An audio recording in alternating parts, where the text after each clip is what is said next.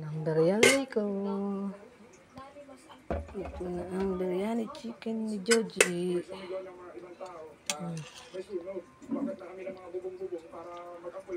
Bango guys.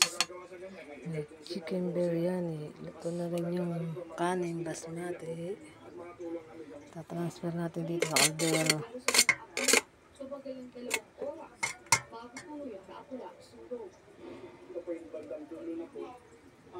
Nag-i-struggle po talaga natin dito yung access po ng Lagyan natin konting mantika. doon po sa gate po Kaldero. pinagbabawalan po pumasok yung dito park.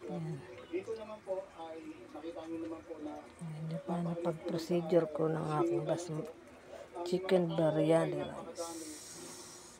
Chicken biryani with rice, basmati rice. Nalagay mo itong rice ng basmati.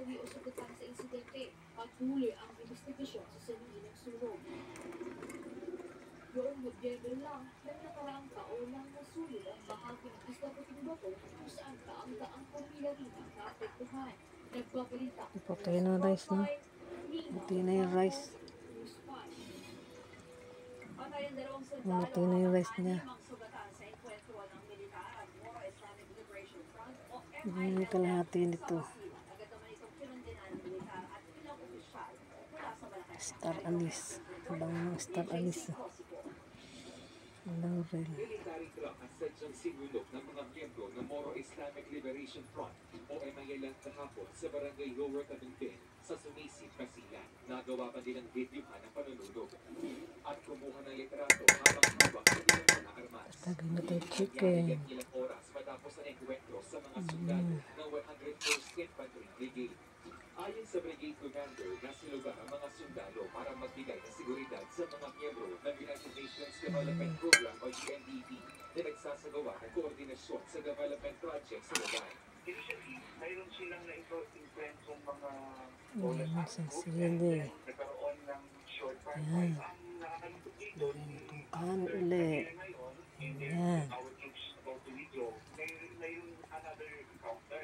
Dalawang sundalo ang nasawi habang 6 masugatan sa enkwentro. Ipoprotesta May raw ito Belgian ng 101st chicken Infantry biryani. Brigade sa MILF. Kinundin na naman ni Presidential Vice Advisor Carlito Galvez Jr. ang enkwentro. May Walang ginagawa Australia. na para pahubain ang tensyon at investigahan ang Wala nangyari. kabili. Tiniyak naman ng Western Mindanao Command na tutugisin nila ang mga nasa likod ng pag-atake sa mga militar. Habang ang provincial government ng Basilan nanawagan Bili sa natin itong mga manok. bansa na ayusin ang tensyon.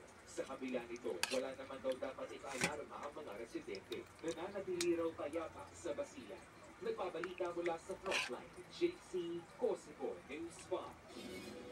Pinalaya na ang nasa 17 Pilipinong marino matapos gawing bihag ng mga rebeldeng Houthi sa Yemen ng higit 1 taon.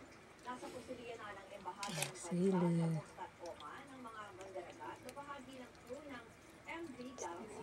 Kanin. Wala pang petsa kung kailan sila uuwi ng bansa pero malapit na raw yan ayon kay Pangulong Bongbong Marcos.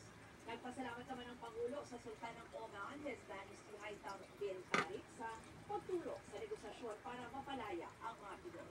Pinuri rin ni PBBM ang mga ahensya ng gobyerno at pribadong grupong higit 1 taong tinrabaho ang pagpapabalik sa mga Pinoy. Muling pinalitaan ng Philippine Coast Guard ang barkong nagbabantay sa barko ng China sa Zambales. Ayon sa PCG, pagpapatuloy ng BRP Capra ang pagbabantay sa China Coast Guard vessel habang ang BRP Suluan naman ay babalik ng Subic. Pero bago kumaan tuluyan nakalis ang BRP Suluan na mataan daw ang isa pang Chinese vessel na may file number 3304. Pero kung sa rin daw itong lumayo nang makitang paalis na ang BRP Suluan. Ayon kay PCG spokesperson Commodore J. Tariela, indikasyon ito na inaabangan ng Chinese Coast Guard sakaling magdaragdag pa ang PCG ng barko sa lugar. Sa isang radio challenge, giniit ng BRP Huwag na ilagay sobrang sabaw. Pwede yan. Sabaw mamaya. Gusto na sabaw. Samantala, sinita naman ng China ang Pilipinas dahil sa ulat nito tungkol sa umano'y Chinese spy na nakaresto sa bansa. Hindi tahasan tinanggi ng Ayan. Chinese Foreign Ministry spokesperson na si Lagyan natin sa Zhao pangkanin. Esquilla ang naarestong Chinese national pero sa isang bayan, sinabi niya Ayan. dapat tigilan ang umano'y Matrabawang biryani. maghanap sa wala at protektahan ang karapatan ng mga Chinese Hindi ganun kadali. na nasa Pilipinas. At magastos guys. Lagi silang nagpapaalala sa mga Pero nasa abroad ako. ng batas sa bansang kinalala Okay lang. Kamakailan lang Lawyer naman ang gumagastos. sa Chinese Ang gusto nila yan. pagpapasangkot umano sa espionage sa ilang mga enhanced defense cooperation Ilagay mo na yan. Lahat ng kanin. sa iba pang lugar. Ayon sa immigration, 2015 daw nang Pag magsimula nilagay na lahat ng kanin. ang lalaki at may asawa pang araw siya sa Pilipinas. Sa ibang balita, may ilang undocumented na Pilipino na ang Pag lumapit nilagay na lahat yung kanin, lalagay ng butter. tulong sa kanilang immigration status Ito. tulad ng executive order ni U.S. President Yung konting butter. sa mga illegal na nananatili sa Amerika. Ayon kay First Ambassador Jose Rodriguez, Luis Maricoy, nagsususo ng uuwi na lang sa Pilipinas kahit sa mabubuan pa. Paliwanag ng Ambassador Lagyan natin ng butter sa ibabaw. Katunayan, meron na lang 1.3 million na Ito na yung butter. i-deport ng korte. Hmm. Ayon sa embahada ang dati ng tumulong sa Ayan. mga apektadong Pilipino. Ayan. Lagyan mo na konti sabaw. Bilang immigration lawyers at the report of Ayan. they're prepared to give the right kind of advice. At makinig sila dahil it's for them. Babalik mo yan sa ano. Para sa akin naman, yung importante lang na hindi sila forcibly Pan. to be detained or to be deported.